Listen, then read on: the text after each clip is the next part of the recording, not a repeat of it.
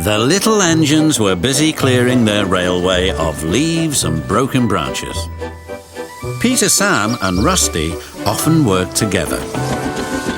One day, Rusty helped Peter, Sam to a water tower. And once there, whistled goodbye. Peter, Sam felt much better after his long drink, but the trucks were bored. "Let's break away," they giggled. Their loads were heavy and the couplings old. One snapped.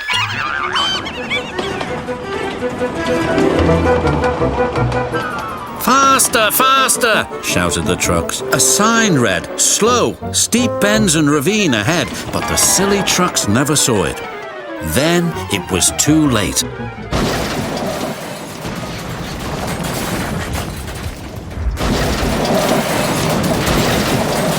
Peter, Sam arrived at the scene of the disaster. His driver sighed. "This was our fault, we didn't secure them properly.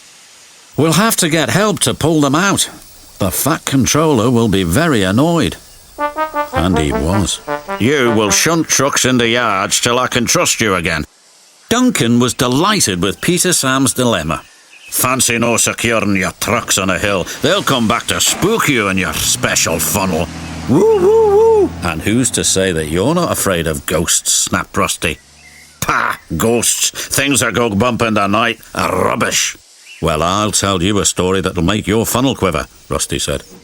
A long time ago, a little engine was returning home. It was a misty moonlit night. As the engine crossed the old iron bridge, he suddenly lost control and plunged over the side into the swamps below.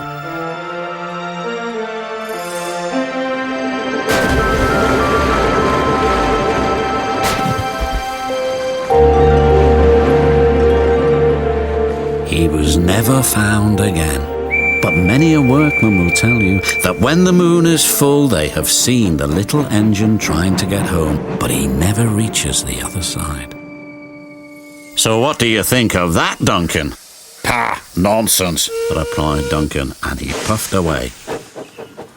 Never mind him, Peter, Sam. He'd be frightened if he really saw a ghost. This gave Peter, Sam's driver an idea. Let's play a trick on Duncan. The next day, he spoke to Duncan's driver and fireman, who agreed. "We'll do it tonight," they said. Duncan had to take coal trucks to the slate mines and then bring slate trucks back. Duncan's driver decided as part of the plan to cross the old iron bridge. "Haunted bridge, pah," snorted Duncan. "It's as tame as a pet rabbit." But all the same, he kept thinking about Rusty's story. When dusk fell, he was keen to leave. "If we don't go now, Scarlowy will take my favourite place in the sheds." "We can't go back until we've collected all the trucks," his driver replied. He could see their plan was working because Duncan was nervous. When night fell, they set off. The moon was full and the mists were rising around the old iron bridge. Duncan whistled, and the sound echoed everywhere.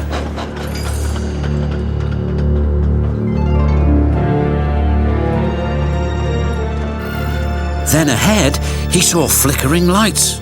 His driver knew they were only little insects that shine brightly at night, but to Duncan, they looked like an engine. Next, his driver secretly threw a rock from the cab into the ravine below. "It's the ghost! Take me back, please!" When Duncan reached the safety of his shed, he closed his eyes tightly. "Spooked, are you, Duncan?" laughed his driver.